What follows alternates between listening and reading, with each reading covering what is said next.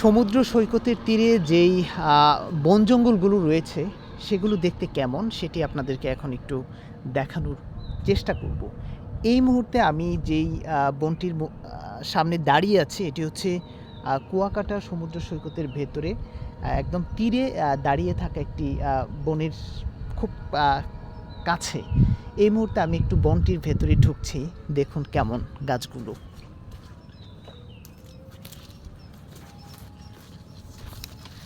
গাছগুলো বেশ পুরাতন মনে হচ্ছে। এই বনটির ভেতরে কি দেখতে পাচ্ছি, কিছু পাখি দেখা যাচ্ছে, পাখির কিছু ডাক শোনা যাচ্ছে।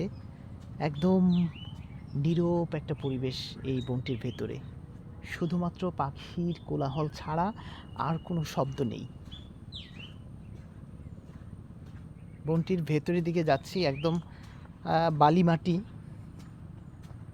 স্বেচ্ছেতে। অনেক সময় যদি সমুদ্র থেকে পানি আছড়ে পড়ে তাহলে হয়তো এর ভেতরে ঢুকে।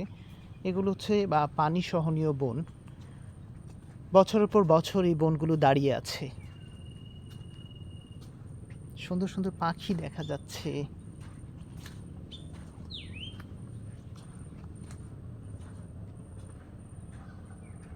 দেখুন কত সুন্দর একটা বন। এখানটায় না আসলে এই সৌন্দর্য উপভোগই করতে পারতাম না। অনেকে হয়তো সমুদ্রে তীরে ঘুরে যায়, কিন্তু বনের ভেতরে এত সুন্দর জায়গা আছে। দেখুন একদম সবুজে সবুজে ভরা একটি জায়গা, পুরাতন গাছগাছালি।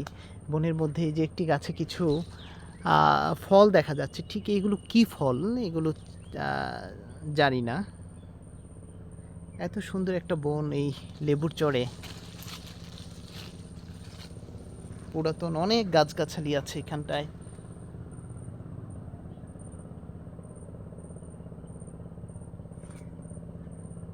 আসলে যত বেশি গাছগাছালি থাকবে তত বেশি আমাদের পরিবেশ প্রকৃতির ভারসাম্য রক্ষা হবে, আমাদের জীবন তত সুন্দর হবে।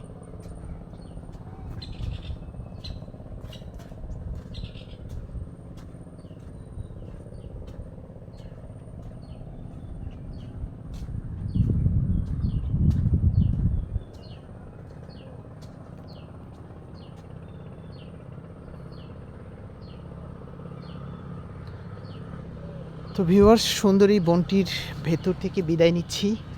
ভালো থাকুন, দেখা হবে অন্য কোনো দিন অন্য আরেকটি সুন্দর বনের ভেতরে। আল্লাহ হাফেজ।